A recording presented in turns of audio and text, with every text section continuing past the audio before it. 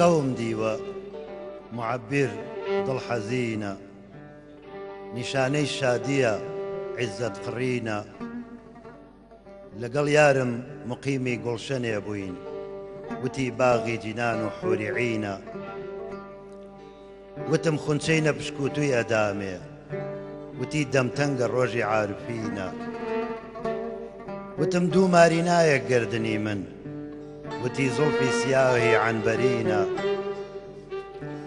وتم سێوێکی خونکاری لە دەمنام، وتی کوڵمی زەڕیف و نازەنینە، وتم دوو نەزمی هەڵهێنا لە قەوسا، وتی چاوی خماری نێرگسینە، وتم ڕۆژێ لە شەودا شعلە بەر بوو، وتی پەرچەم لەسەر تەختی جەبینە،